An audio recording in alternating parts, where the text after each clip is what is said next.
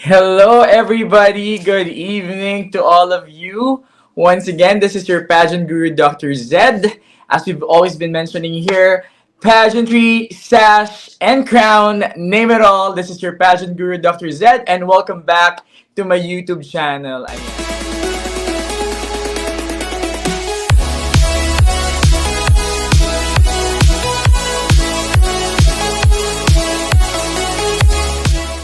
Ayan. So previously, we have invited and interviewed the very gorgeous Miss Supranational Denmark, Victoria Larsen. And syempre, we are leveling it up each time around. This time, we are very fortunate because we will be starting itong pang-una natin, no? Kasi nalalapit na ang kanilang finals. We are very fortunate because a charmer from Visayan region finally said yes to this interview. This guy has been all around, kumbaga, the jack of all trades. Yun nga ang pwede kong sabihin sa kanya. Because I've been following him on social media, and to be honest, I was very, very surprised that this person joined Mr. International Philippines. And I must say, very deserving to be part of the roster na ang hirap-hirap ng competition nila ngayon because all are equally good-looking and very, very talented. Ayan. Without further ado, hindi ko napapatagalin. I know you guys would want to hear and listen to this young, good-looking gentleman. Please welcome Mr. International Philippines 2024 from Bacolod, Mr. Paulo Ocampo. Hello, Pao. Good evening. Hello, good evening. How are you? I'm doing absolutely well. It's been a very busy month of May for me because it was my birth month. But we're back to our ano. Thank you so much. We're back to our work at kaya Yes. naka-line up na ang mga gusto natin at mga nakikita nating mga possible winners and contenders sa kanilang mga respected pageants. And we're very, very glad, Pao, that you actually said yes to this interview. So, welcome in our show. Mm-mm. Yes, hello. Mm-mm. Paolo, if you can introduce yourself to everyone so that people can get to know you even better. Okay, hello everyone, good evening. My name is Paulo Ocampo. You can just call me Pao. I am 28 years old, and fun fact, I'm turning 29 years old this June 16th. So I'll be 29 in our competition this June 30, and I am representing Bacolod City at this year's Mr. International Philippines. So, hello everyone, and I'm a performer. I'm a freelance performer, so I sing, I dance, I act, I do theater. I'm also an events host, so I MC, and I've served as a host for international celebrities, actually, for K-pop, some K-pop idols, some Thai artists. So I've met a bunch of them already. And aside from that, I'm also taking up a Master of Arts in Asian Studies. So nag-grad school po ako. And I'm juggling all of these while doing my day job. So I have a lot on my plate. Oo nga eh. First question, you're a Gemini. Pasok pa ba yon yung June 16? Yes, Gemini, in the cusp of kasi magka-cancer na siya ng 22. 22. So I really know why you're a jack of all trades and at na ginagawa mo din ng mga bagay that you're most passionate about. I'm also a Gemini, so I could relate into, how passionate you can be in so many things. Kayang-kaya ng Gemini yan. Oo, yeah, as I've been mentioning, I've seen Paul doing so many things, flying here and there, and then performing, tapos nag-host pa and all that, tapos modeling on the side. Ikaw na. Yan ang masasabi ko sa'yo, Pao. Oo. And of course, advance happy birthday to you, Pao. Yes. And Thank you so much. hopefully your birthday wish this year will come into reality very, very soon, diba? Yes, alam mo na Kaya, yung birthday yes. wish ko. Oo, alam na nila yan. That's for sure. Ayan. Oo. Okay, so Pao, ang tawag sa'yo ng mga friends mo ba? What's your nickname? Yes, you can just call me Pao. PAO. Ayan. Oo. Sige. Okay, so we will not be taking much of your time because I know you're a very busy person. Hindi ko nga alam kung paano mo napagkakasya. May grad school ka pa. I didn't know about that. 28 hours ka ba in a day? Mm-mm. I don't know. How do I say this? It just falls into place. Like what I do. When I'm looking at my schedule and the things that are lined up for me, anything that has to do with for example, classes, or if I need to submit requirements, and then at the same time, no, I have a day job that really takes up a lot of my time. Um, I really see to it na um, nababalance ko din lahat. But then, yun nga, so far, parang nagfa-fall lang talaga siya into place. Like, it wasn't really that difficult for me to, like, let's say, change up my schedule, look for offs, or look for duty periods that would not coincide with my classes. So, super lucky lang siguro ako in terms of schedule. So, nakakaya ko naman siya. Yeah, I guess the secret there is really time management, no? Yes. Scheduling things, activities properly. At saka, you really need the stamina to perform each and every task you do daily. Yes, yes. Sir. Kaya kudos to you for doing so. Ang galing, ang galing. Oo. What an inspiration. Kasi ganyan din naman ako, pero masaya, and it's inspiring to know that someone out there is also, outperforming themselves each day. Pero of course, don't forget to rest. Rest if you Yes. can. That is very important, guys. You need to rest.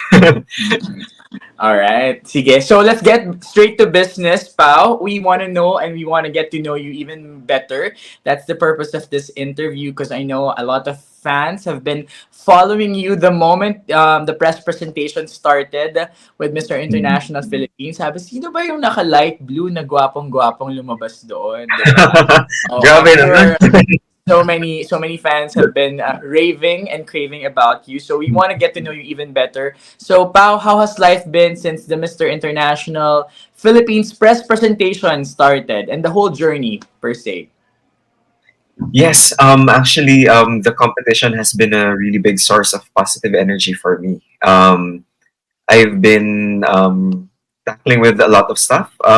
As mentioned and built talaga, no, parang naging branding ko na rin na ang dami kong ganap sa buhay, dami kong ginagawa. But then, at the end of the day talaga, parang doon ko nalaman kung saan yung heart ko, no, and yung passion ko. I really enjoy the stage. I really enjoy performing. I really enjoy, dressing up in many different kinds of outfits and presenting myself to the public, no. Dun talaga yung isa sa naging malaking passion ko. So it was a huge breath of fresh air siguro, no, na nakabalik ako sa pageantry in the form of let's say entertainment, no, kasi we've done shoots, and I've been here and there also to get different outfits and rehearsals then, and looking forward into being on the stage or in front of the camera for people. That entire euphoric experience, no, really carried me, no, the past month, kasi April 28 kami nag press presentation. So the month of May talaga, super gumaan yung pakiramdam ko, na hindi ko na feel yung super pagod ako, because I was just very preoccupied na with the feeling of the competition. So I really enjoyed the process, no, and the steps leading towards the finals. Ngayon na June, no, it's June, and I'm doing my last minute preparations na din, kasi kahit nasabihin natin na June 30 yung competition, dapat ready na talaga this month, kasi baka kailangan sumabak to to different kinds of activities, and especially when we all meet again, no, on 24. So it's not just the finals on 30. We're going to be meeting again, and lock in na kami starting the 24th. So we really need to be ready before that.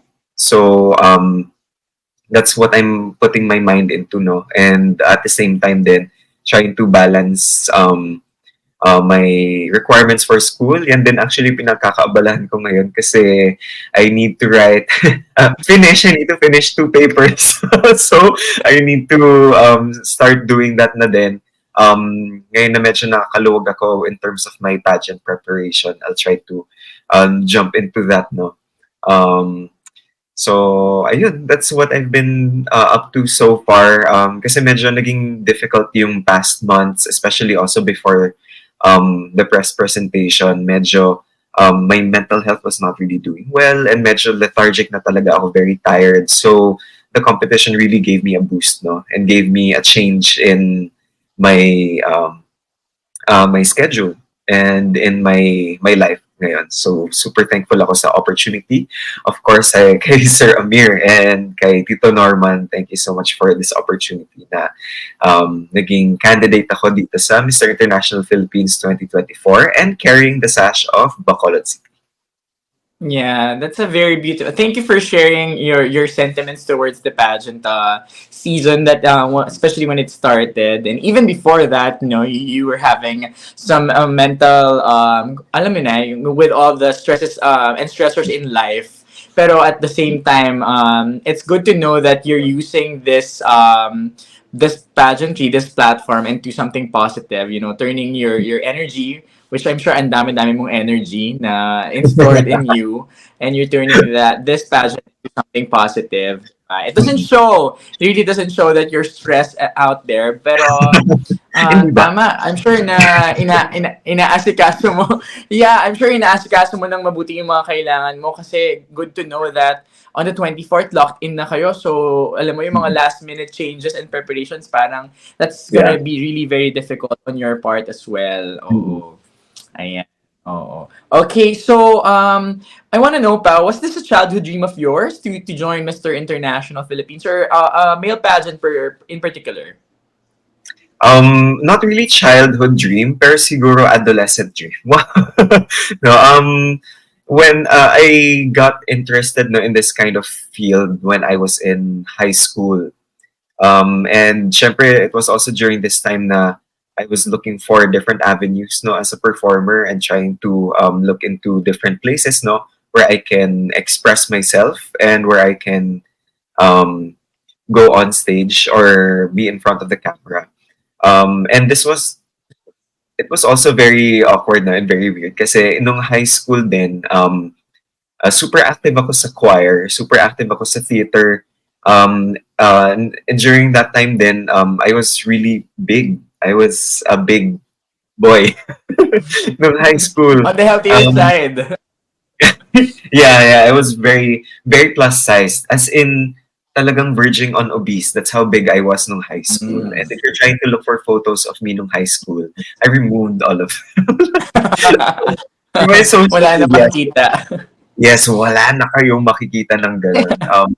So, alam mo yun, parang before I used to hide this, no, and I really didn't want to go back. Like, it really did affect my mental health, no, nung time na yun. And until now, nakikita pa yung effects ng time na yun, no, in my mental state. Pero, alam mo yun, nung time na yun, because I just really wanted to go out, no, and express myself as a performer. And since I really wanted to go into modeling, kasi I nung time na yun, I lost a bunch of weight, and I've gotten a bunch of projects na rin left and right. Bumalik ako sa commercials. I've done two theater projects din nung time na yun, no, and I was also I wouldn't say active, pero I tried out workshops, no, ng Star Magic. And then I also tried out for GMA din nung time na yun. So I was very, really into the entertainment scene, no, and trying to get myself prepped for that. And pageantry siguro, it it was something that crossed my mind at the time because I really wanted to pursue modeling. I wanted to try my luck, no, with my newfound image, no, something that would kind of change things up for me. Pero at the time, it wasn't really a priority. Parang it was just at the back of my mind na someday I wanted to do something like this. Biglang dumaan yung K-pop sa buhay ko. So, naiba na naman yung trajectory. Iba na yung trajectory ng buhay ko na, alam mo yun, kasi during that time din, no, it was 2012. So, at the cusp na rin of second generation ng K-pop. Very slim, no, yung mga K-pop idols na lalaki. Yeah. Skinny talaga yung naging trend. Actually, kahit hanggang ngayon, trend pa rin yung skinny look, no. So, mas lalong na-push at the back of my mind yung pageantry and nag-focus lang talaga ako na, I want to debut in Korea. I want to be a K-pop idol. So, I need to be very slim, I need to be very skinny. Ganun. So, it only crossed my mind na a few years ago or before the pandemic na sige, I wanted to try something like this kasi I was also very into working out, going to the gym around 2016, I think. Around 2016, super gym boy na talaga ako. And alam na ng mga those who've been following me in the K-pop community, no. Kasi I do hosting in the K-pop community. I also dance also for them sa mga K-pop conventions. Talagang yung naging branding ko is hubadero. So, ayan yung branding ko. Like, alam nila, ay, si Pao yan, magsi-sleeveless yan. Or ayan, si Pao, magpa-perform yan on stage, magpapakita ng yan, ng abs. Yes, no. So, Sample. Wait lang. Hindi ko pa nakikita. Wait lang. Ready ba?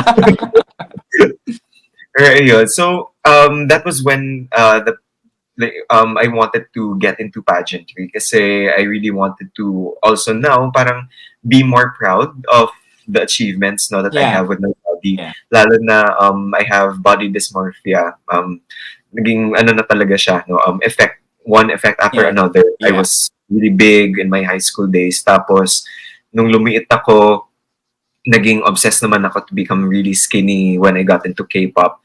And then, when I got into working out naman, naging obsessed na talaga ako in achieving the most ideal body para sa akin. So, alam mo yan, that was one of the things affecting my mind then at the time. So, I wanted to challenge myself and I wanted to give myself a boost, no? Or, let's say, good pressure na on my side na I wanted to make myself feel good, I wanted to feel good then about myself. And at the same time then, since nagmamature na ako, pageantry also parang nag-realize ko na it's a platform. It's not just a beauty contest, no. Being in a pageant and winning a crown means that you need to carry the responsibilities, no, on your shoulders, on your back. Na hindi lang siya pagpapacute or pagpapapogi. May saysay pa din na you need to stand for something and you need to advocate for something. So, very, very Atenista, very, ngayon na nasa UP Diliman, very isko na din, na I really wanted to use a platform for me to talk about the different things that I'm really passionate about, no. And which brings me then to my advocacy, no, is segue ko natin sa advocacy ko. So, the advocacy that I'm championing, no, in this pageant is history and culture awareness and appreciation. So, cultural advocate ako. And I want to use this platform to show how beautiful the world is, no? That our people of different shapes, sizes, colors, different cultures, very beautiful yung mga sa katauhan, di ba? we have a bunch of things to learn about our world, no, a bunch of things to know about the different people who populate our world. And with this, no, we want to also, well, I want to highlight with this now, we have different socio-cultural issues that we have to look into. And while people downplay socio-cultural, no, sabihin, dapat medyo political or dapat economic related na ano, why socio-culture medyo they see it as not as important, no, as politics or economics, but sociocultural um, perspective, no, very important pa din kasi it really affects how you deal with people, how you see people, and how you treat different matters, no. So kahit na super, let's say, super diplomatic, you're very logical, no, in the way you think about things. Your psyche, no, the way that you're being brought up, the way that you live, yung culture mo as a person really affects how you make decisions and how you True. look at different matters. No, so we want to highlight this, no, na there are different people have different opinions on different things, and maybe this is something that we need to look into when dealing with the issues that are political and economic in nature, no. This culture will really help forward understanding. That's what we want to look into, no. We want to have a sense of understanding, and with history then, no, history is a form of um, trying to look into the mistakes of our past so that we won't be able to repeat them na in the future, and use them then as jumping points for the present so that we can innovate our future, diba? Kasi yung history is very rich, no, and we can look into our history to find different things that we can pick up to solve issues of present, or to understand as to bakit nagkakaganito ngayon, or bakit si ganito or si ganyan ito yung trato niya, no. We can also look at aggressions, no, even discrimination plays a really big part, no, in kahit in political agendas, 'di ba? Look no further, 'di ba? Here in the Philippines, Yeah. yung issues with China, no, yung ganun pa lang medyo ano na, parang really big play yung kasi Chinese sila tapos tayo Filipino. Ganun, yeah, parang we need to understand that kind of relationship in order to understand what's happening ngayon.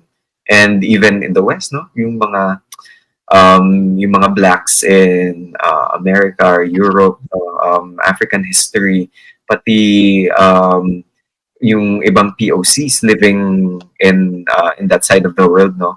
So we need to know all of these to understand kung bakit um, kahit na malayo tayo sa USA, we can't say the N-word, for example. Di ba? Parang mga ganong issues, no, we need to really look into kasi people still really downplay that. And I really want to use this platform, being in a pageant, to, use it as a megaphone, no, yung pageant na to, for all the things that I want to talk about. Very beautiful. Ang ganda. Ang dami ko natutunan. Ang dami ko natutunan, honestly, first, I like that, I mean, you tackled, even before you were a plus size kid out there, and talagang, at the back of your head, meron at meron ang bumubulong sa'yo before pa, that you need to join a pageant, and parang, mafe-feel mo naman yan, Pao, if you feel like you're Yeah. deserving be on that stage, right? And I'm glad that you pushed yourself and exceeded whatever limits you can prove to people, not only to people but also for yourself as well, because you know you're capable of doing so. And then ang ganda that you did mention your cause, no, and your advocacy, because everybody knows. I mean, I know beauty is subjective, but we can see that on your face, pal, that you're really good looking. Pero it's beautiful that aside from the good looks, meron ka talagang kinikater na advocacy, no? Mhm. Because this is what makes pageant very beautiful, because people have something to cater to the rest of the world, no? Hindi lang That's kami true. the Yeah. glitz, the glam, or papogi lang, or Yeah. pa-cute lang on stage. Mhm. And ang ganda ng iyong advocacy, cultural, socio-economic, which is very debatable. And I Yes. want to highlight, you did touch about so many issues that are very debatable up to Yeah. this moment. Yes. And and yung advocacy mo is parang you're touching why people think and act the way they do, right? Parang ganun yung Yes. ano mo eh.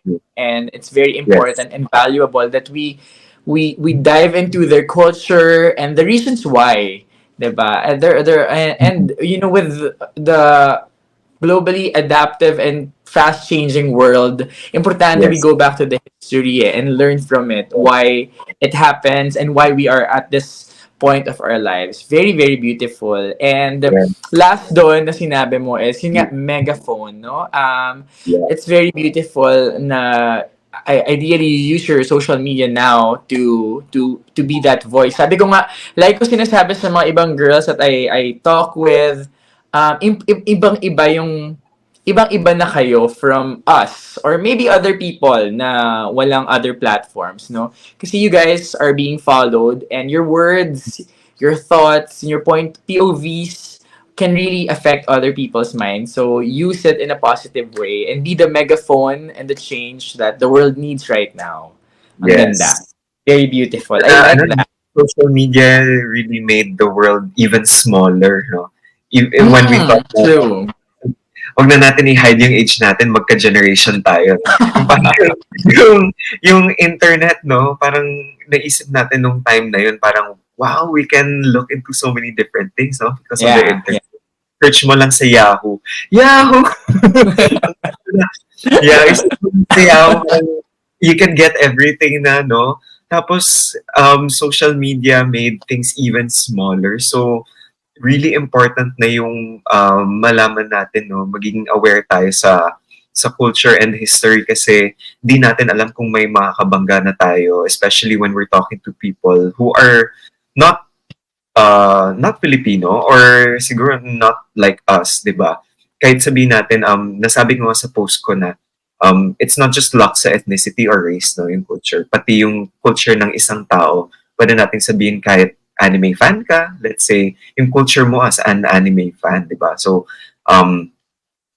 yung mga ibang tao na bakit ano parang yung sinasabi na, ba't ang weird ng ano, parang nagko-costume kayo or nagme-makeup kayo ng super makapal, gano'n. Eh, yan yung culture nila eh. Yan yung gusto nilang gawin eh, di ba? So, alam mo yun, parang we need to be more sensitive towards that, kung ano ba yung mga gusto din ng mga tao. So, we need to understand kung bakit ganito yung ginagawa nila, yung mga fandom, and since it's June, 'di ba? Pride month. So pati culture ng LGBT community kailangan maging aware din tayo sa mga issues ng community na yun. So ayun. So in general talaga really need to be very sensitive. Yeah. Agree. I'm glad that I'm 30 already by this time, that the world has been more forgiving, accepting, and inclusivity is now becoming more parang more it's becoming more a trend na to everyone. Mas nakakaunawa na ang mga tao nowadays than the usual, close-minded people and the traditionals. Pero ayun nga. Pero we'll talk about later on about social media and how you think it will really affect, or it does affect our lives. We want to know about how have you been preparing for the upcoming pageant? Well, strict diet. Pero ano, I'm not starving myself. I'm not starving myself. I'm putting myself on a strict diet kasi lalo na ngayon na, my work is really making it difficult for regular exercise, regular gym. So, I work out, I go to the gym when needed talaga. Um, kung may time, dun na talaga ako nag-workout. Sa gym, kung may nakikita akong kahit na parang window of opportunity, no, um, gumagalaw ako. I don't make myself super stagnant. Though, may mga times, syempre, na ibibigay ko yun for rest days kasi, di ba, as building your body, you really need rest in between for the body to rest, no? So, ayun, both diet and exercise. At the same time, I'm trying to get ready na din with regards to what I'm going to do na on stage. So yung lakad ko, pati yung Q&A ko, that's what I've been working on, no.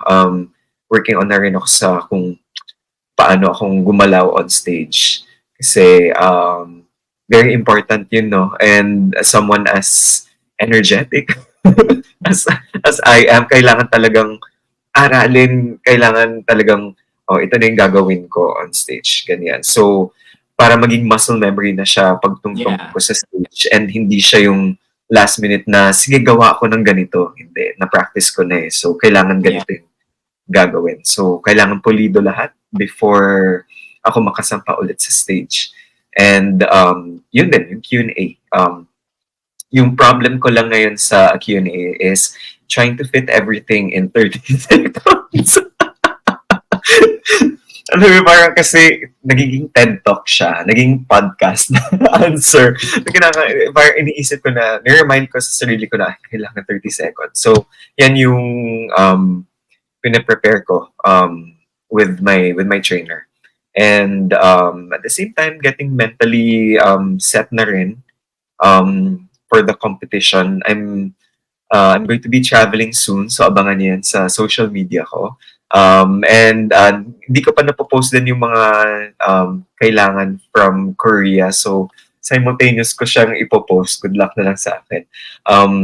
So, I'm going to be going soon para to just release all the pent-up stress and so that okay ako pagdating sa 24. Hindi yung jump galing from work or galing sa kung anong environment na super busy, medyo na reset na yung mind ko. So by the 24th, okay na ako. And then, of course, yung outfits, no, ready na yung mga outfits. Waiting na lang. Wow. Waiting na lang to claim them and fit. And I also want to highlight, no, Bacolodian designers. So I tapped some designers to help me with some outfits that you're going to see me in. So good there. So that's what I'm doing in preparation for June 30. Looks like everything is going so smooth naman. Well, it's easy to say, but I know there's been a lot of Yes. communication and all the help. To thank you to Yes. the creative Yes. minds and people you've been working with that's making everything, go smoothly as it should be for you for this preparation. And there are so many aspects in the competition. I know I could say, I even joined Mr. Department of Health back in 2019, so I could say how difficult it is. Knowing you're a Gemini, so you're a perfectionist. I could say maybe like Yes. me. So Yeah. diba, gusto mo lahat maging maayos and Yes. ayaw mo, yeah, you want to iron out everything come Mhm. 24 to the 30th, and ang daming aspect ng competition na kailangan yung paghandaan. I agree with the muscle Yeah. should be a muscle memory na when you go on stage it should look and act and come naturally talaga when you're on stage.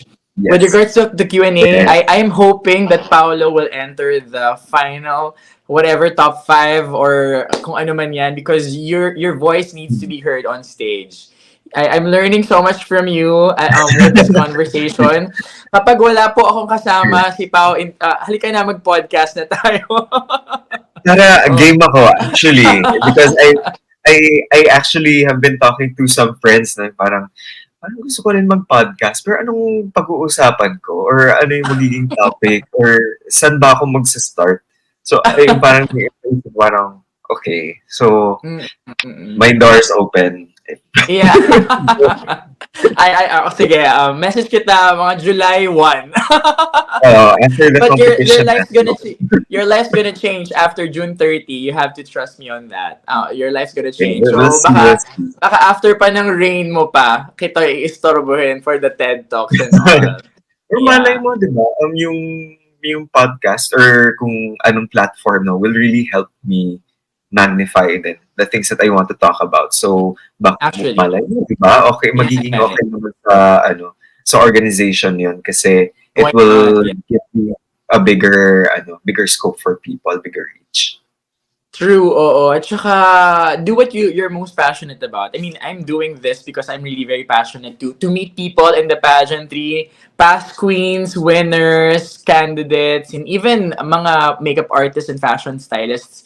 Kasi this is what I'm passionate about. So you can also do that, you know. And life is very short, so let's make the most Yes, out of everything. Oo. yes, And agree. speaking of Korea, I love Korea, by the way. It's, you know, something very close to my heart. Ang sarap-sarap mag-Korea, sa totoo lang. Yes, it's super, Mm. ano siya. I think it's also because na K-pop and K-drama fan ako, no? So, it's, nasabi ko nga sa post ko, di ba, South Korea is like the mecca of Hallyu Mm. fans. So, we Mm. need to make that trip at least once. And hopefully, no, after that once, mag-repeat ulit. So, ito nga, second time ko sa South Korea. So, super happy ako. Yeah, I didn't expect, I went to Korea 3 times last year. Hindi ko na-expect. Parang, Ooh, ang saya pala dito. Iba yung feeling. When you're in Korea, yes. it's really different. I don't know. I'm sure you know what I mean. Yeah. It's a Yeah, different world out there. it's Yeah. really different. So, ayan. I'll check on your stories when once in your Korea. Oh, I think I saw your previous post when you were in Korea. Yes. Yes. Okay. Sige, sige. So now, Pao, what are you most excited about in the upcoming competition, and can you tell us why? Okay. So actually, hopefully it won't come across as too cliche, no? Pero really meeting everyone. Kasi super nabitin kami sa 2 days, no, in Midas Hotel. So thank you so much pala Midas Hotel and Casino for having us, no, for our press presentation. We were there for 2 days. So one day was for our shoots and then for our rehearsals, no, for the press presentation mismo. And then next day, of course, yung stage blocking na, and then adjustments and yung actual presentation. So na-meet na namin ay isa't isa minus yung 3 candidates kasi humabol pa yung tatlo. May dalawang from Philcom, no? Kingdom of Saudi Arabia and Riyadh. Tapos nadagdagan kami ng isa pang brother from Cagayan. So plus 3, no, from the 41 that you guys saw during our press presentation. So Wow. meeting everyone again, no, and spending more time with them. Yan talaga yung inaabangan ko. And I think all my brothers then would resonate, no, with what I have to say na nabitin nga talaga kami. Like, hi, hello, and then, alam mo yun, like, you're trying to build rapport and relationships with one another. Tapos, bye! Bye na Yeah. ulit. Ano, Oo. like, we needed more time to like get their relationships na settled in. So on the 24th, we're going to be meeting again. And yung group chat namin, kasi very, it's not as loud as you guys might think na. We have 44 candidates, di ba? Pero medyo, it's very professional kaming lahat sa namin. So, yan yung pinag-uusapan namin. If ever may mga outside the pageant matters, no? Siguro mga DM na, pero um, 44, no? Kanya-kanyang buhay din. So, we have a bunch of things on our plate. So, we have doctors, diba? Where we have OFWs, so we have people working in the education sector, no? So a bunch of different people, no, from different walks of life. So um, we have like a lot of them are doing a bunch of stuff. So hopefully by the 24th, no, medyo we're able to focus on being in the pageant and being there in the moment and meeting everyone again, spending time with one another and feeling in each other's energy, feeding off each other's energy in the competition. So that's what I'm really looking forward to. Ako din, feeling ko din, yung ganun din. Kasi you guys, I mean, what I'm saying is the brotherhood.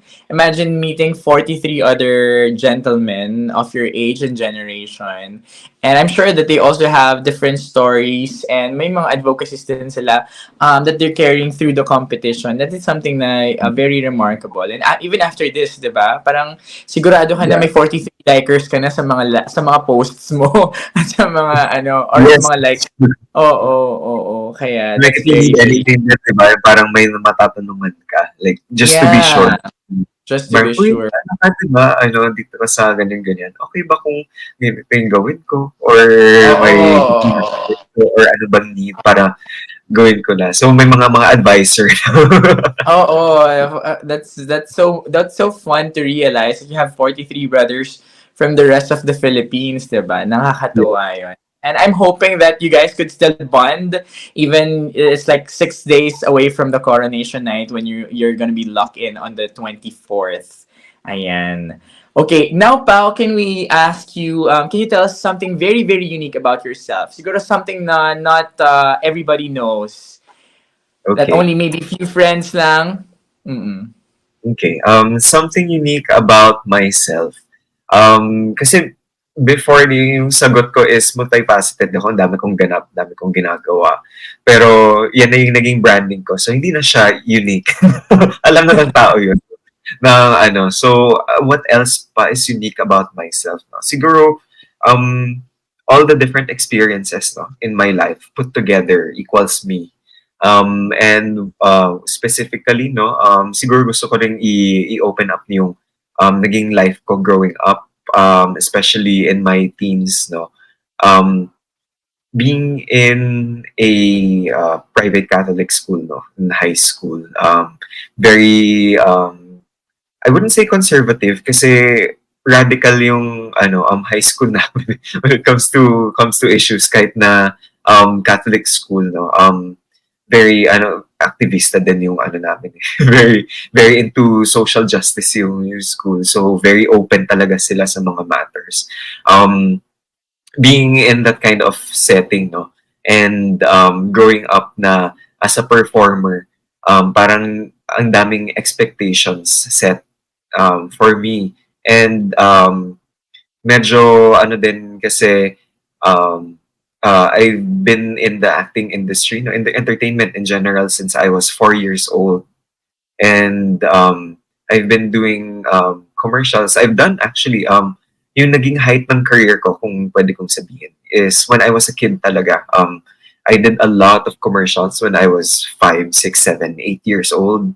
I've done stage plays kahit na not professional kasi super young pa ako nun so wala masyadong opportunities for kids no in professional theater but um yung mga I'm not sure kung na-encounter mo na pero feeling ko you know what I'm saying no with let's say yung mga corporate events yung ano mo yung hospital mo will throw this event tapos may parang mini skit or mini performance ng mga theater actors as your entertainment. Yan yung ginagawa ko nung bata. Hanggang ngayon naman, ginagawa ko rin yun.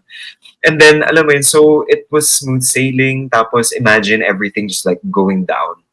Um, Biglang nag-stop lahat in high school kaya medyo nag-focus na lang ako sa kung anong pinagagawa ko sa school no nag-focus ako sa choir naging active din ako sa church and sa organization ko din nung high school super naging active ako and when it comes to that so medyo bumaba na lahat and I think that's why also I was very hungry no going back into the entertainment scene, I was really looking for it. I was really hungry to go back and experience everything again, no. Pero as they say, no, it's the higher you soar, the faster also and the harder you fall down. So I really felt that nung time na yun. And lalo na that was also the start na my family was not really doing well.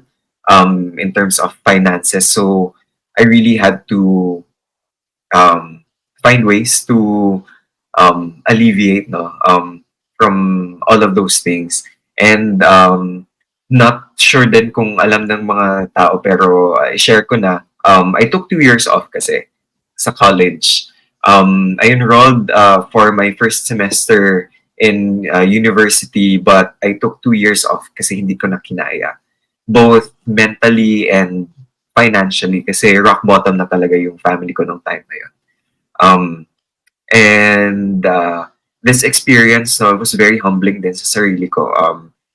I had to, parang force myself outside na of my comfort zone na kasi 'di ba, laking Catholic private school. So getting into that kind of position was it's very jarring, kahit sabihin natin na sus, parang ang may maraming mga Filipino, no, who go through that.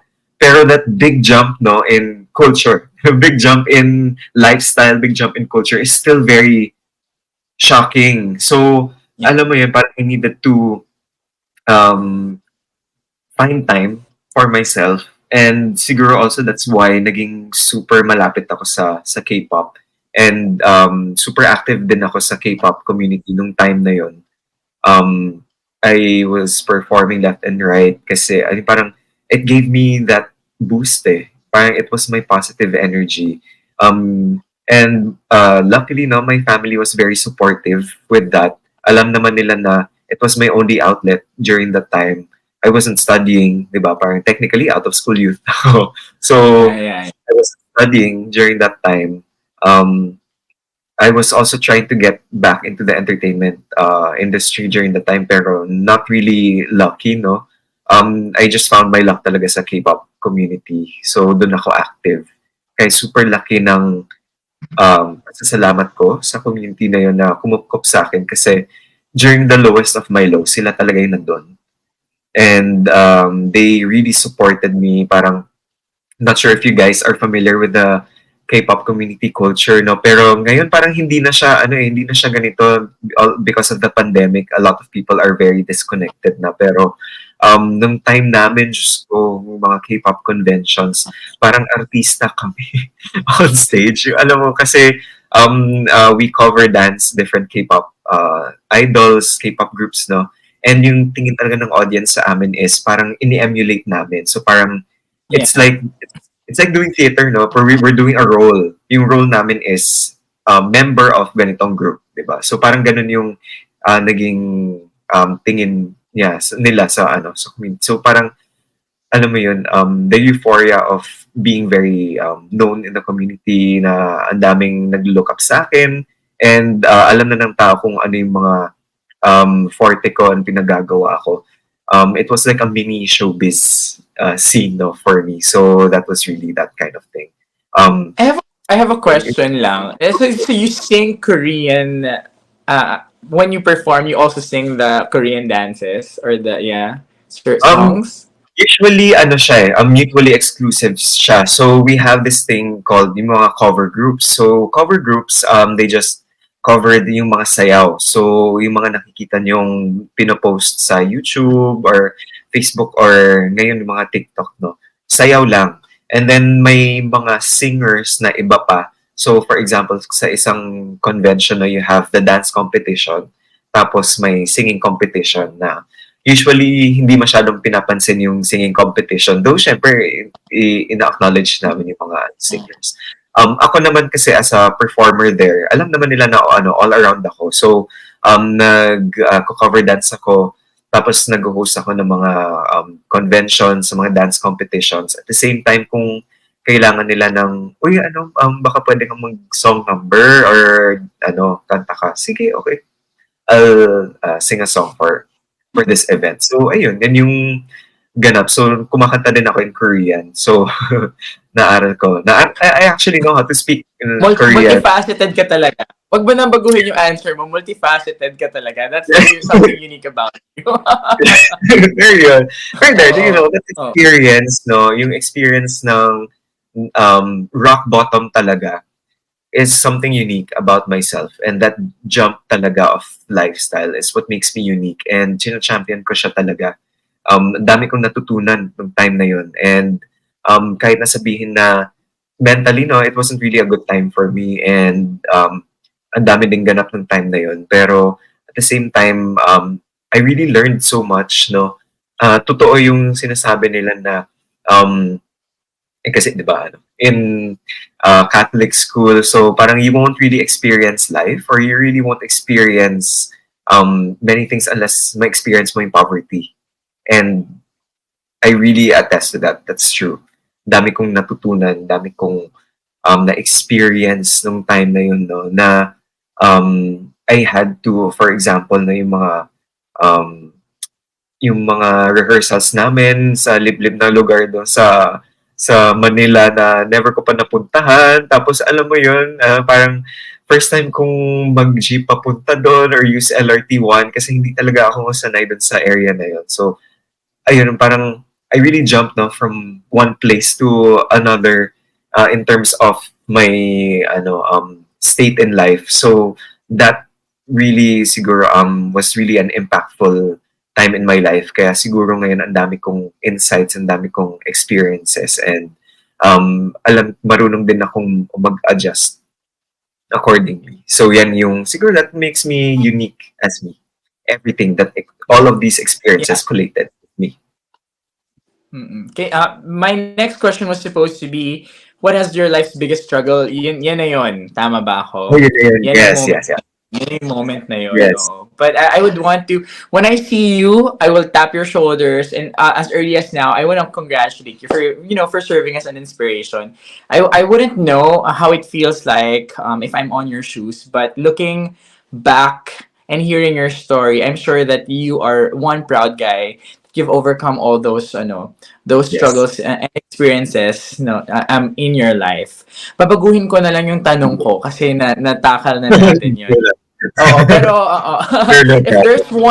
there's one moment in your life that you would want to change, Pao, what would it be na lang? Oo, hopefully, and Mm. why? One thing that I would change in my life was siguro not stopping performing. Because there came a time when I was around 11, 12, 13 years old na parang I wanted to take a break, and it understood naman kasi that was puberty eh, 'di ba? Nag-change yung boses, nag-change yung katawan, no, and I'm really just feeling a lot of things as a prepubescent, no, as a young adolescent na trying to figure things out about myself as a person. And at that time, medyo nahirapan din ako sa singing kasi yun nga, nagbago na yung boses ko. So, nag-stop muna ako. Nung time na yun, that was also the time na medyo lumobo ako. Diba? I was around grade 4, grade 5 when I got really big. And nung nag-stop ako mag-perform, yun din yung time na nagbago yung boses ko. Medyo lumit ako ng konti, pero lumaki ulit ako nung high school, and yun yung talagang wala na akong makuhang projects at all.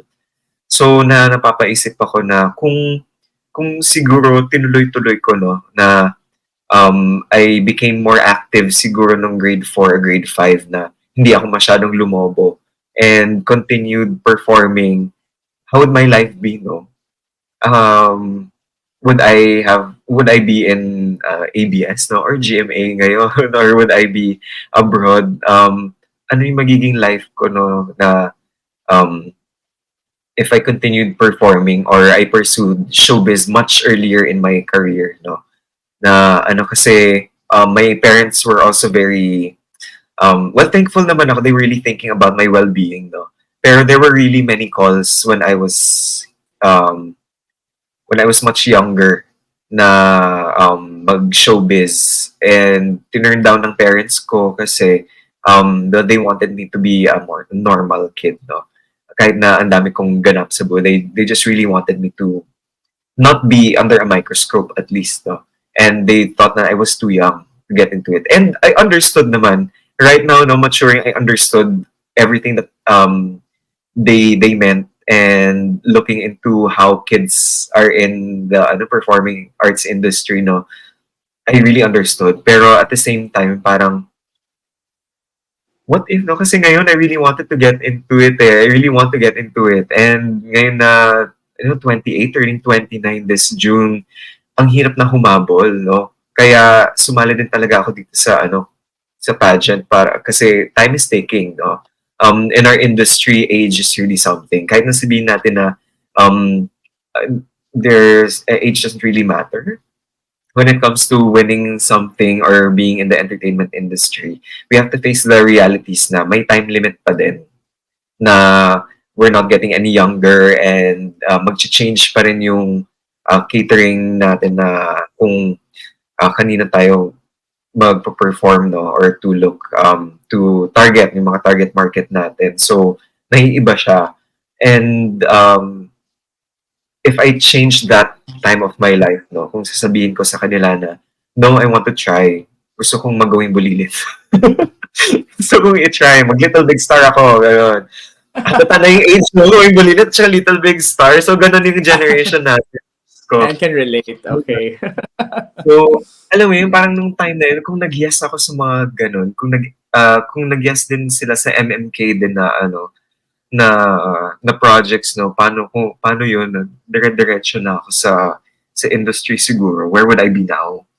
Na-fulfill na ba? Yung parang dami questions sa utak ko. Yung ma-fulfill ba yung hunger ko sa performance, or would I have still eventually burned out or wanted to look for something else? We wouldn't know. Pero me right now na super gusto ko talagang mag-perform, no? That's one thing that I would change in my life. Well, they say you're never denied, but you're only redirected. So let's see, Yes. on the 30th, Pao, I'm sure even after this, and people watching this interview, I'm sure there will be so many doors, windows, and any type of opportunities coming your way. And that's for sure. That's for sure. You just Yeah. need to trust yourself. And with the kind of talent, alam mo, not everyone has, the ano yung humbleness plus confidence. Bihira mo yun makita eh. Oo. So with the type of personality that you have and acquired through experiences na rin, I'm sure maraming makakapansin sa talent na pwede mong ipakita sa not only in the Philippines but internationally. I'm sure about that. Ayan. Oh. Nakarelate ako. Dami mo sinabi doon, nakarelate ako. I even stopped singing when I was in 6th grade.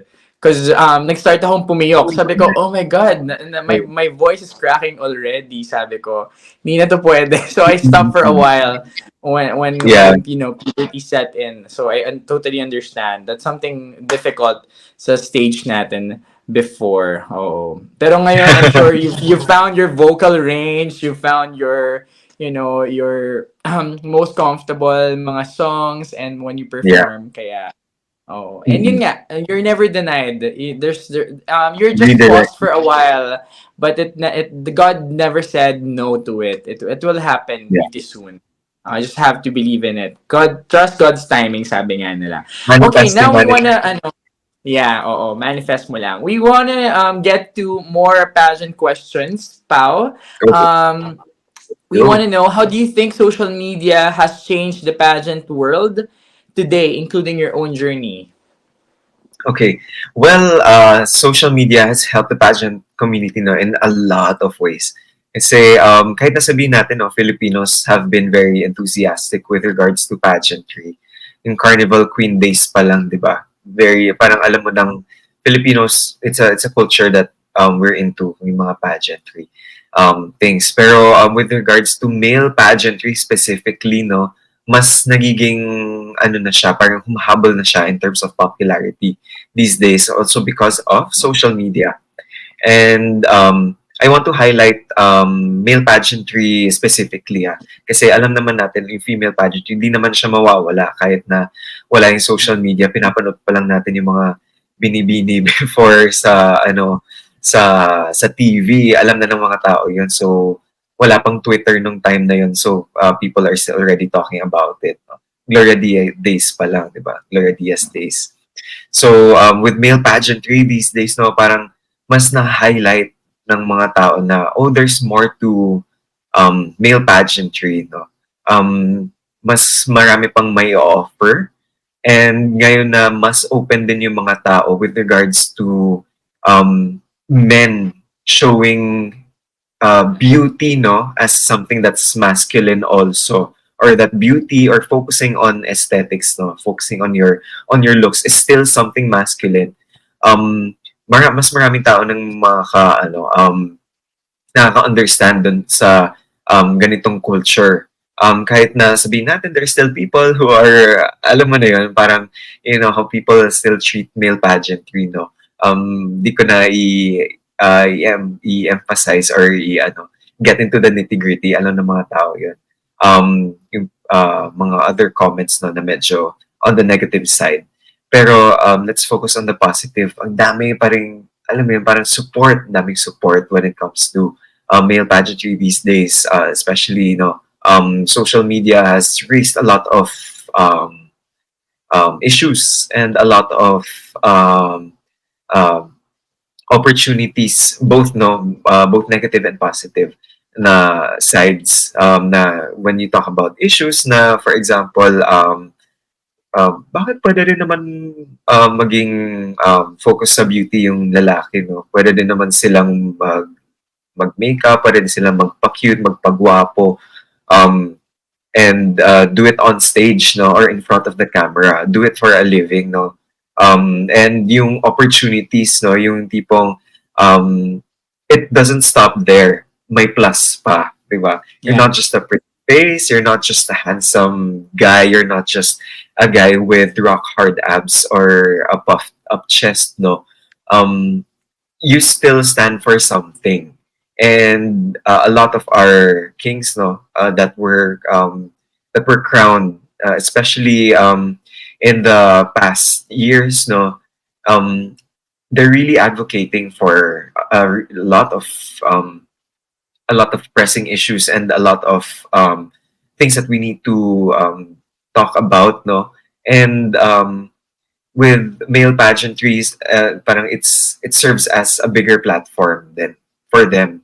Kahit nasabihin natin na, oh, it's one step if you want to get into the entertainment industry or if you want to get into showbiz, it's a really good way, no, to put yourself out there. But you also need to remember na kahit na nasa showbiz ka or nasa entertainment ka, mas lalo na, di ba, na people are looking at you as a person. So, what do you stand for? Doon din pumapasok yung male pageantry kasi at least you as a king, you already have something that you want to talk about, that you stand for. And social media has made it so easy for all of our kings to talk about all of the things that they want to talk about. And I want to cite the examples din, of the reigning kings of Mr. International Philippines. Each of them have their own unique advocacy. Each of them have something that they're standing for. And each of them also are using their platforms online, to talk about all of these things. Na hindi lang sila fashion model, hindi lang sila nagpo-post na outfit na gano'n. They really raise their voices, no, when it comes to issues related to what they're fighting for. And for me, that's a really really wonderful thing, no, and that social media has changed the trajectory of male pageantry ngayon na mas accessible din siguro yung male pageantry kasi syempre we're not as televised, no, as female pageantry. We don't take up the airspace of ABS or GMA or TV5 online, no. So ibig sabihin social media pa rin talaga yung main market, no, and main target ng audience for male pageantry. And utilizing the social media is a really nice way of trying to let people know how male pageantry is, na hindi lang siya skin deep, and breaking boundaries din yung male pageantry, na hindi lang that men are able to brand themselves as handsome, pogi, pwede din silang mag-flex ng kanilang looks, no, at the same time, it's not just that, may laman pa. So, ang daming fina-fight for, no, yung male pageantry. And I believe it's a really beautiful thing to look into. And isa yun siguro, parang naging idea ko yun for a research paper before, eh, yung male pageantry and yung connotations of masculinity and the way people use it as a platform then in different ways. So it's really interesting. No? Male pageantry is something that people really parang it's something that is people are getting more used to, and social media is can really help in making that possible. I will not add anything into that. You said a lot of powerful and strong lines. Talagang ganda. Wala na akong, that's a mic drop moment for you. Very, very beautiful to hear you say those words, and very interesting coming from you on how how you guys redefine pageantry. And I'm sure even after Yes. this, I'm really actually glad that male pageants are being, putting a spotlight on at some point, especially now. Kasi you also bring something to the table. Very refreshing to see gentlemen Yes. um, advocating. I mean, not just flaunting their beautiful faces and bodies, but of course, advocating Mhm. something with a cause and purpose for the world. Napakaganda. Okay, Yes, it's so yes, oo. Ngayon, meron tayong let's make feel and manifest that you are part of the top 5, Ako, okay. malakas ang kutob ko diyan, Pao, that you'll be there. At ang kakabahan na lang ako, sana umabot siya sa 30 seconds. Yun nga. Oo. Oo. Yun na lang ang kaba ko for Pao. Pero Pao, I have a question for you. Yes. I want to Okay. know, what do you think women can learn from men? What is one lesson that you think women can learn from men? Okay. One lesson that women can learn from men um, is being very assertive. Because when we talk about women and men, no, being assertive is not associated with femininity. It's a masculine trait, no. And there are a lot of women out there, no, who are they are assertive, no. But then it's still a stigma for them, na if they're too assertive, other people might think of they might come off as too strong. They need to let go of these thoughts, no, na they if they want something, if they want to achieve something, they can and should be assertive, and they should not be scared of voicing out their opinions, no, because alam mo naman yung mga men are very loud when it comes to that kind of thing. So if they choose to lower themselves pa, then their voices really won't be heard. So I really encourage the women to take the pedestal and really speak, no, and be assertive and take up their places in society, because I really will not allow men to trample on them. So I really wish that they would be able to take up their space in the community. That's just a gentleman side of you, to allow women also to to take up space in the society, and cement Umabot ng themselves. 30 seconds. Umabot ng 30 seconds, di na ako kakabahan. Di na ako kakabahan, Paolo. Oo, umabot. At saka habang tumatagal, mas gumaganda yung sagot. Oo, very beautiful. Yes. Oo, ayan. Okay. Sige. So now, Pao, if there's one message that you could give yourself, the younger version of you before, what would it be, Pao? And share it to us. I would tell my younger self to hold on. Just hold on. Um, a lot of things are happening now. You might not understand why things are happening. You might not understand the importance, no, of the things that are going on in your life. You think things are going well. You think that everything's normal, but this is not normal. Like, this is something that you need to cherish. Not that this is the time that um, you need to um, bask in this because you wouldn't know when the opportunity will come again in the future. So take your time there, hold on. You might be tired, but it's okay.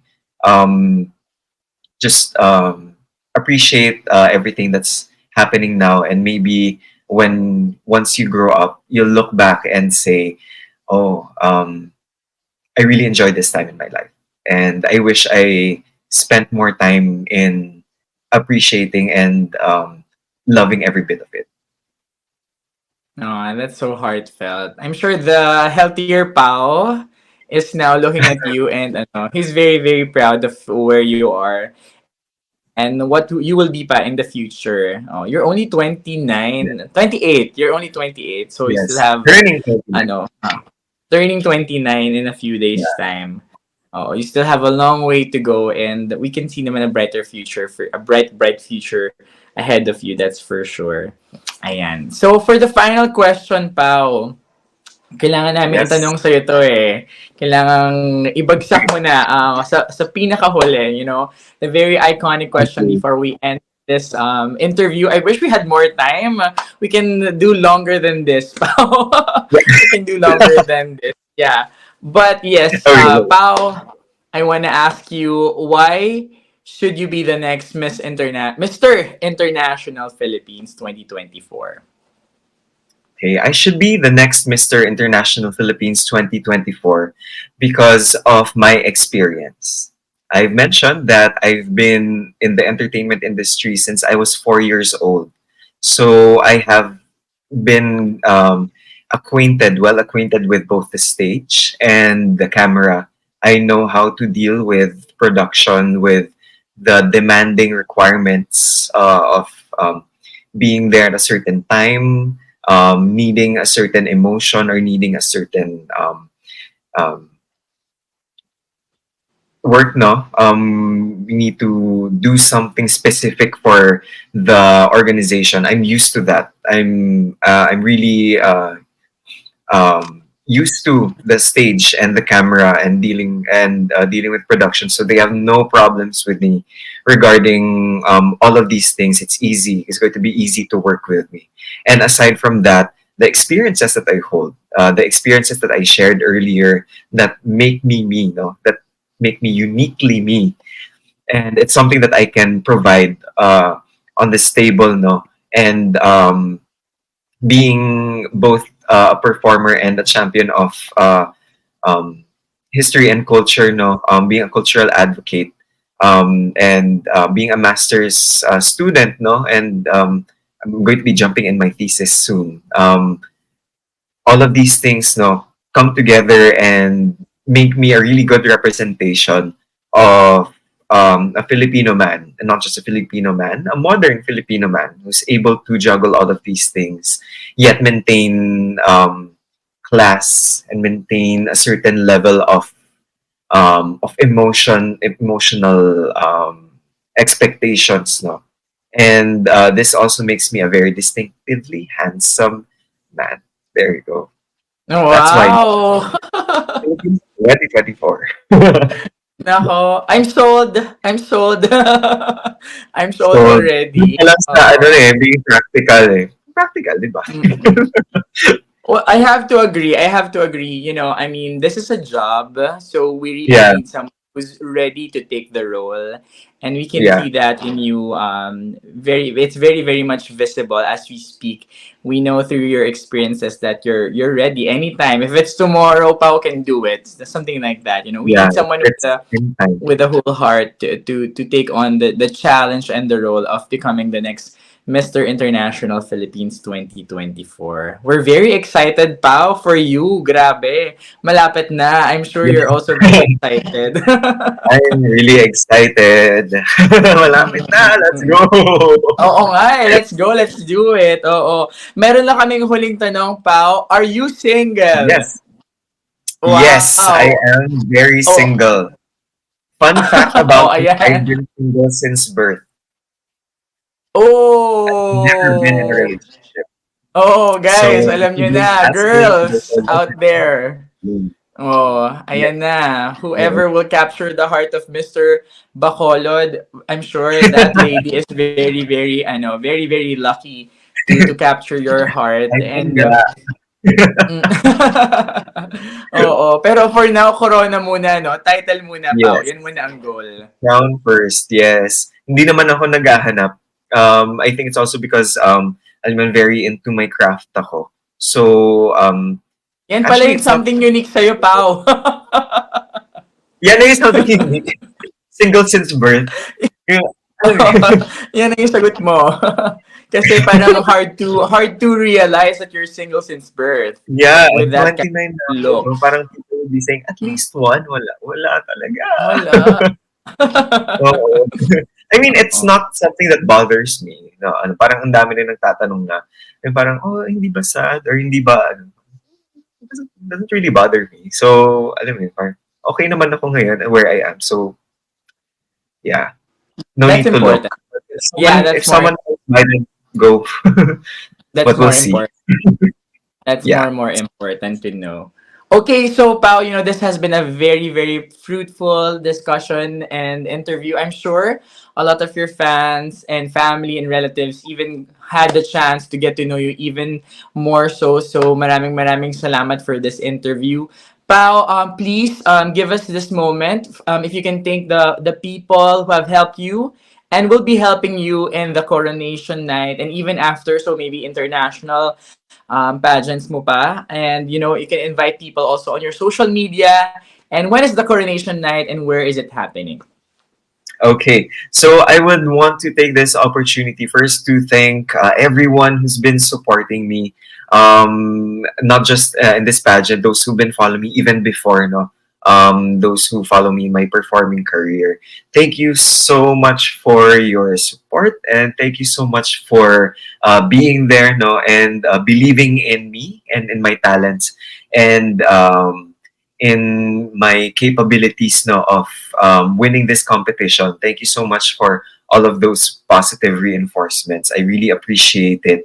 Um, Next, also of course, sa number one supporter ko, no, yung handler ko, yung camp ko, Team Vanguards. Thank you so much for your support kay Sir Yong. Thank you for guiding me no through um, everything no from start of the competition until now. Alam natin medyo pahirapan with regards sa schedule. Pasensya na.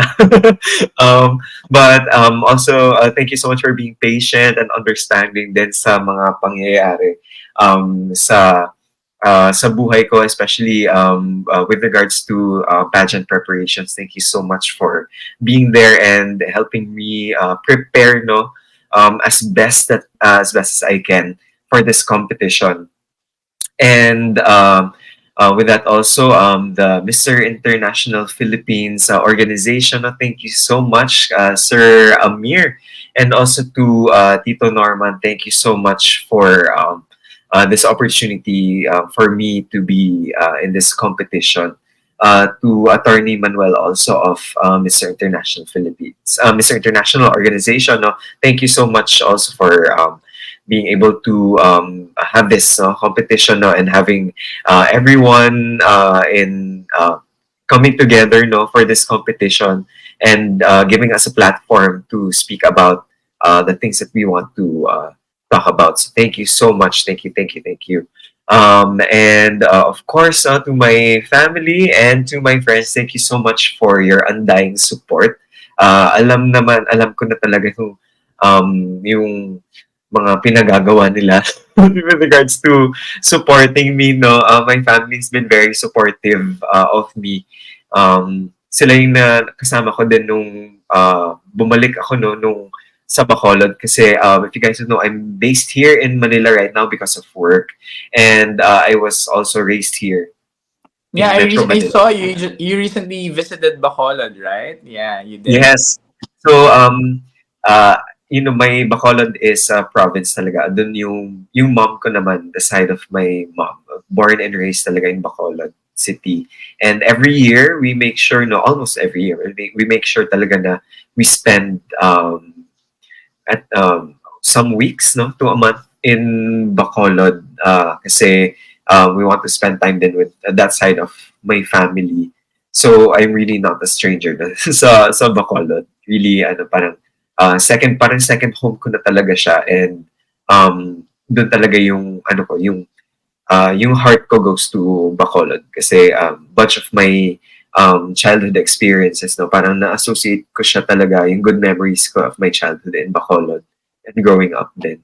And I really my friends know this, no, even my workmates, talagang chin-champion ko yung Bacolod na, "Uy, punta kayong Bacolod," or, "Uy, let's go to Bacolod." So there with that, thank you so much also to Bacolod City for your the Bacolodians for your support, the Bacolod LGU, of course.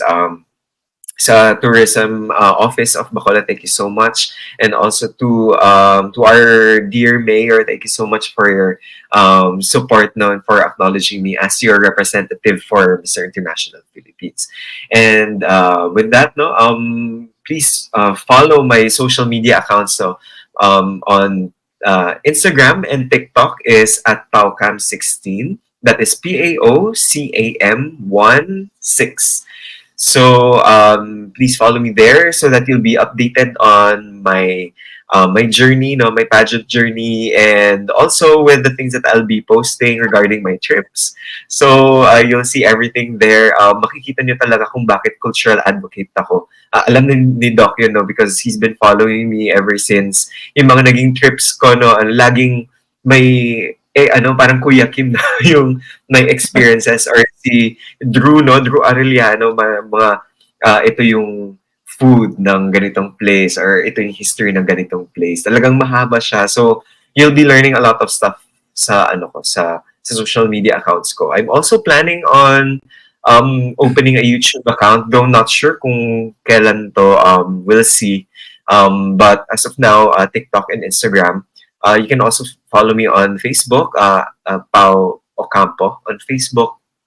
And there, please follow also and like, no, the Mr. International Philippines organization social media accounts, both on Facebook and Instagram. They are also on TikTok, so please follow their official social media accounts so that you'll be able to follow the journey of not just mine, but the other 43 contestants in our journey towards the crown, which will be this June 30. So June 30 yung aming coronation in FPJ Arena in Bulacan. So medyo malayo po siya for those staying in Metro Manila. Pero In Batangas. in Batangas, yes, in Batangas. So you can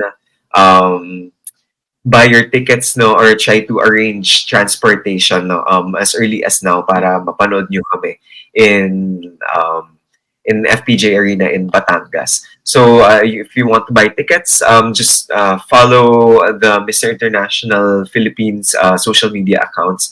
Nakalist po doon kung paano bumili ng tickets, and also my social media account nakapost naman yung prices of the tier list ng prices, and pati yung how to purchase all of these tickets. And when you purchase these tickets, don't forget to include in your proof of purchase my name, my name na talaga, my name and Bacolod City. So nakalagay Paulo Ocampo, Bacolod City, because every purchase under our name will correspond to points, and when collated, now all of these points will have this People Choice Award. So meron na silang slot, no, in the semifinals. So if you want to give me a chance, no, in being in the semifinals, then please buy tickets and also vote for me on Vote Lab. So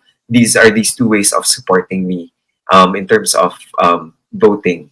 So there you go. Thank you so much, everyone. Thank you for having me, Doc Zed. Thank you so much. Na-enjoy ko talaga yung ating interview, ang ating session tonight. And hopefully, no, this is not the last time that we'll be speaking together. And see you sa 30.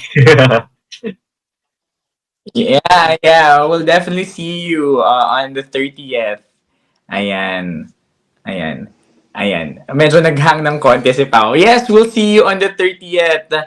That's for sure. And if you guys want to see Pao in the flesh, nako, meron silang swimsuit competition dyan. Kung gusto niyo Literal in makita the sila flesh. Pao, uh, yeah, in the flesh talaga. You have to travel all the way to Batangas to support them. I'm sure it's gonna be a fun, fun show.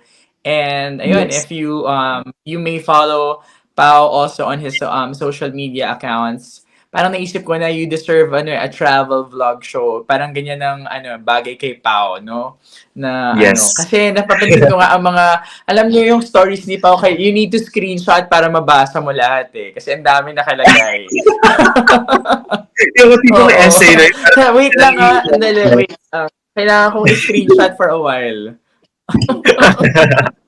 very interesting, no? Mm-mm. No, nakikita mo naman yung mga posts ko sa mga travels ko. So, yun, very interesting talaga yung mga posts. Yeah, oo. So, ayan, follow him, PauCam16 sa kanyang Instagram and TikTok. And of course, Pau, we're very, very thankful for your presence tonight here on our show. And hopefully that we'll see you very, very soon. And we'll be praying for your upcoming competition. And we know that you will do very, very well on the 30th. Ibuhos mo lang ang lahat. Be in that moment and enjoy every bit of it. Kasi it's a once in a lifetime opportunity. Ayan. Yeah. Oo. Congratulations Yes. in So advance much. yun. That's what we can Thank say. you. Congratulations. Thank you so much. Yes, Thank yes. you. I had so much fun in this interview. Bitin, pero we need to because you have work and all that. And again, thank you very much for the time spent that you have Yes, thank here on our you. YouTube channel. Ayan, guys, alam niyo na kung paano supportahan si Paolo Campo, Mr. International Philippines Bacolod, and we're praying and rooting for him. Isisigaw natin ang kanyang pangalan sa June 30. Ayan. If you haven't Yes. subscribed in yet to my YouTube channel, please do so by clicking on the subscribe button.